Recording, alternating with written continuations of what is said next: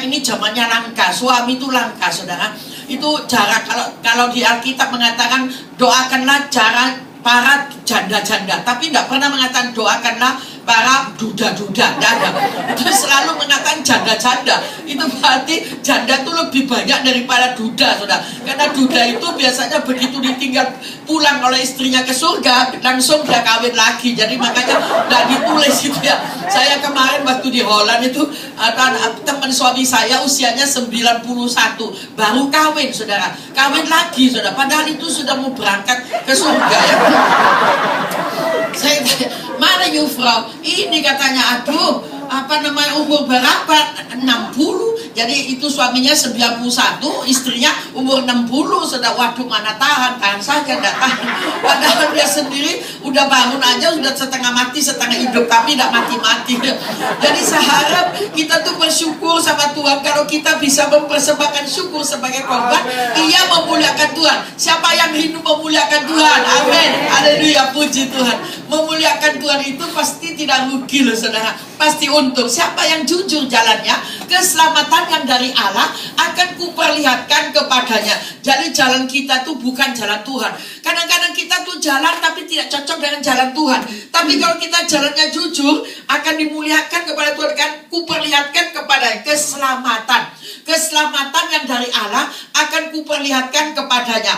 Hari pengucapan syukur di dalam bahasa Inggris yang dikatakan Thanksgiving ini, saudara, adalah hari libur di Amerika. Saya juga Amerika Utara, saya juga kurang jelas ya, karena saya pada hari ini kita belum pada persiapan untuk mengucapkan terima kasih kepada Tuhan di musim, dikatakan di sini musim panen, saudara. Ucapan syukur sering kurang diperhatikan oleh anak-anak Tuhan. Tapi kalau kita berdoa selalu minta, itu sudah langganan, saudara. Hari ini kita bahas menjadi 4 bagian saja.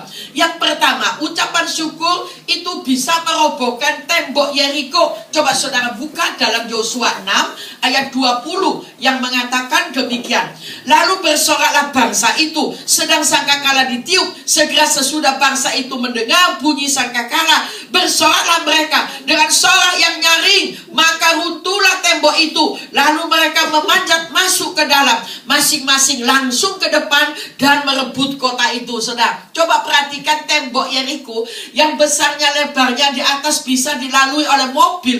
Itu hanya dengan nyanyian pujian saja bisa merobohkan tembok itu. Sehingga mereka dikatakan pada waktu bunyi sorak yang nyaring, mereka meruntuhkan tembok itu runtuh. Lalu mereka memanjat masuk ke dalam. Ada nyanyian mengatakan, dan melompat tembok, dan melompat tembok. Itu di Jakarta ada sautan, maling gitu. Sampai saya bilang, kamu dulu apa sih nyanyi gitu? Iya bu, kalau melompat tembok kan maling bu, ngawak.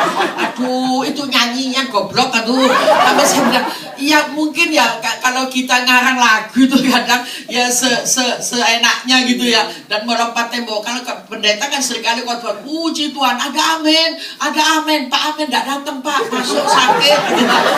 Aduh, kita tuh sebetulnya nggak usah ditanya, kalau cocok pasti amin sendiri gitu loh. Aduh, ada amin, haleluya, tepuk tangan. Tuhan Yesus khotbah tidak pernah minta tepuk tangan. Sudah heran, saya sendiri juga heran, aneh tapi nyata. Betul itu. Memang hidup di dunia ini memang susah. Susah. Yang punya suami terlalu cakep itu susah.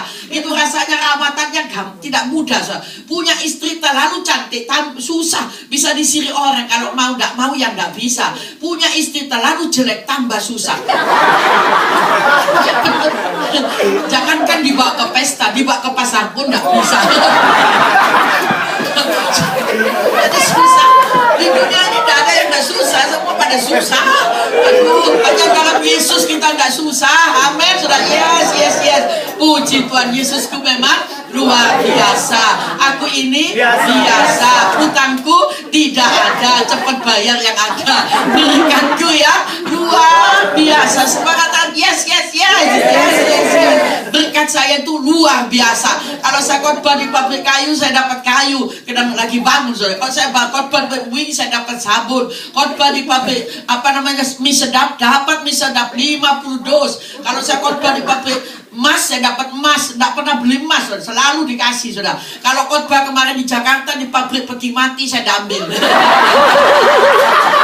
Saya bilang, gak mau mati goblok itu.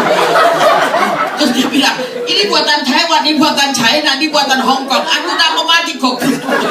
Kasih kalung aja dikasih, saudara. Yesus memang luar biasa. Yang kedua, saudara, ucapan syukur itu mengalahkan musuh. Musuh itu bisa dikalahkan hanya melalui ucapan syukur. Coba kita buka dalam Keluaran 17 ayat 11 sampai 12. Dan terjadilah apabila Musa mengangkat tangannya, lebih kuatlah Israel. Tetapi apabila ia menurunkan tangannya, lebih kuatlah Amalek. Maka penatlah tangan Musa. Sebab itu mereka mengambil sebuah batu, diletakkannya di bawahnya, supaya ia duduk di atasnya. Harun dan Hur menopang kedua belah tangannya, seorang di sisi yang satu, seorang di sisi yang lain, sehingga tangannya tidak bergerak sampai matahari terbenam. Saudara, perjalanan daripada Musa, dan dikatakan di sini yang kedua adalah siapa, saudara?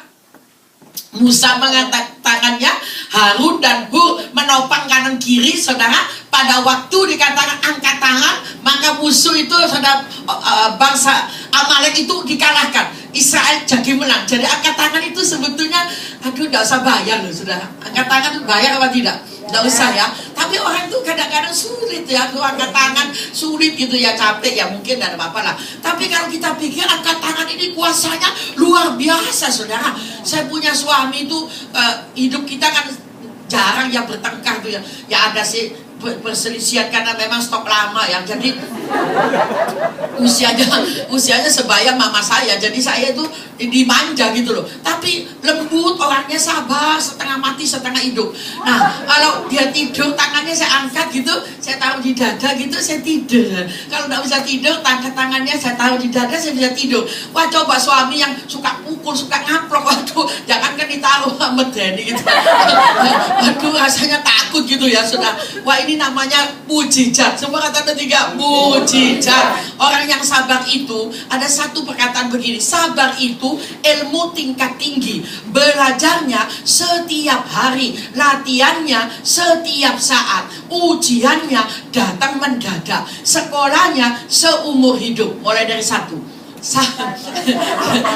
ya, sabar itu ilmu tingkat tinggi, belajarnya setiap hari, latihannya setiap saat, ujiannya datang mendadak, sekolahnya seumur hidup. Siapa yang bisa saya kasih $10 sendiri, tapi tidak boleh kerepek.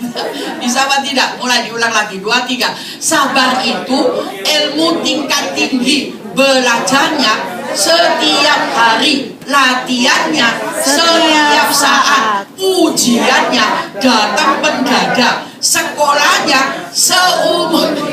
Bisa apa tidak?